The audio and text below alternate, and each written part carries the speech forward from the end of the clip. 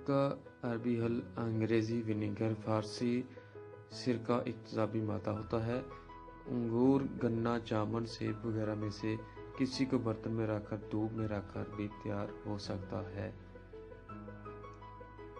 جس میں اصل میں پھل سڑ کر سرکہ بنتا ہے۔ طب اسلامی چینی طب وغیرہ میں فائدہ مند سمجھا جاتا ہے۔ بعض احادیث نبی صلی اللہ علیہ وآلہ وسلم کے ذریعے اس کے فوائد بیان کیے جاتے ہیں۔ یہ مسامات میں آسانی سے نفوذ کرتا ہے، اس لیے بعض ادویہ کو سرکہ میں ملا کر دیا جاتا ہے۔ درج ذیل سرکے اچھے سمجھے جاتے ہیں، اور ایک خاص تیار شدہ سرکہ بھی ہے جو خلیج کے ممالک میں دستیاب ہے، جس کا نام ونیگر ہے۔ جوں کا سرکہ، گنے کا سرکہ، نمبر 3 پھلوں کا سرکہ، اور نمبر 4 شہد کا سرکہ۔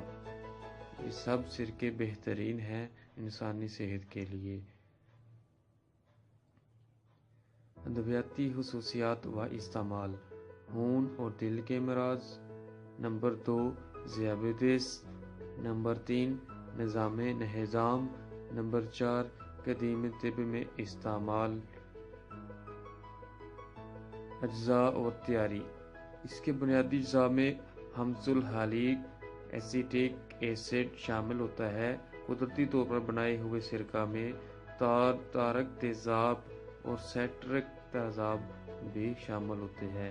قدرتی طور پر بنائے ہوئے سرکہ میں تارک تیزاب اور سیٹرک تیزاب بھی شامل ہوتے ہیں۔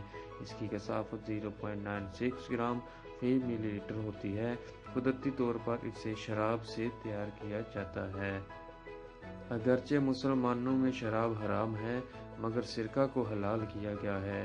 اصل میں شراب میں حمض الحلیق ایسڈ کے بیکٹیریا تحریک کے ذریعے اسے شراب کو سرکہ میں تبدیل کر دیتے ہیں۔ شراب کی جگہ سڑے ہوئے پھلوں کا رس بھی استعمال کیا جاتا ہے۔ شراب نہیں رہتی اور سرکہ میں تبدیل ہو جاتی ہے۔ اس میں نہ نشہ رہتا ہے، نہ شراب کی خبیث خصوصیات رہتی ہے۔ اسے مصنوعی طریقہ سے بھی بنایا جا سکتا ہے، جس میں سے ایک سست عمل کہلاتا ہے اور ایک تیز رفتار طریقہ بھی ہے۔ سست عمل سے بہتر اور روایتی سرکہ تیار ہوتا ہے، لیکن اس کے لیے بھی کچھ سرکہ یا محلول ملانا پڑتا ہے، جس میں حمض الحلیق قسم ہے۔ جوں کا سرکہ: اسے جوں سے تیار کیا جاتا ہے۔ جو میں موجود نشاستے کو مالٹوز میں تبدیل کیا جاتا ہے، جس سے سرکہ بنتا ہے۔ گنے کا سرکہ: سرکہ گنے کے رس سے بھی تیار کیا جاتا ہے۔ یہ قسم ہندوستان و پاکستان میں عام ہے۔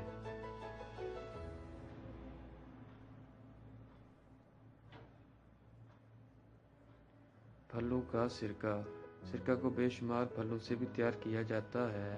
زیادہ تر کھجوریں، سیب، ناریل، کشمش وغیرہ استعمال ہوتی ہے۔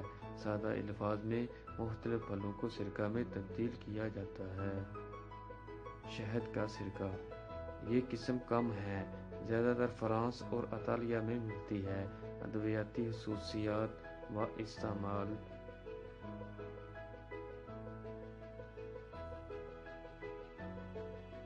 خون اور دل کے امراض سرکہ کے فوائد ہزاروں سال سے معلوم ہے۔ جدید طب میں اس پر کچھ تحقیق بھی ہوئی ہے۔ جدید طب میں اسے واضح طور پر کولیسٹرول اور ٹرائیگلیسرائڈ کم کرنے کے لیے فائدہ مند مانا گیا ہے۔ یہ بھی دیکھا گیا ہے کہ دل کے امراض میں جو سلاد میں سرکہ اور زیتون کا تیل استعمال کرتے تھے۔ ذیابیطس: سرکہ کا استعمال جدید تحقیق میں ذیابیطس اور خون میں گلوکوز کی مقدار کو درست کرنے کے لیے فائدہ مند پایا گیا ہے۔ انسولین کی دریافت سے پہلے اسے اس مرض کے لیے استعمال کروایا جاتا تھا۔ جدید طبی تحقیق کے لیے تجربات میں اسے خون میں گلوکوز کی مقدار کم کرنے کے لیے بھی واضح طور پر مؤثر مانا گیا ہے۔ یہ اثر نہ صرف ذیابیطس کے مریضوں میں نہیں پایا گیا بلکہ تندرست افراد میں بھی پایا گیا ہے۔ بعض دیگر جدید طبی تجربات میں یہ پایا گیا کہ سرکہ کا کھانے میں کچھ عرصہ مسلسل استعمال خون میں شکر کی مقدار کو 30% تک کم کر کے ذیابیطس کو بہتر بنایا سکتا ہے۔ نظام انہضام: طبی تحقیق سے ثابت ہوا ہے کہ سرکہ کا کھانے میں استعمال مساعات کو بڑھا دیتا ہے کہ اب بھوک نہیں، یعنی انسان کم کھاتا ہے اور اس طرح نظام بہتر ہوتا ہے۔ کم کھانے سے اس سے متعلقہ امراض مثلا ذیابیطس وغیرہ میں کمی آتی ہے۔ قدیم طب میں استعمال اوپر درج کی طریقہ کے مطابق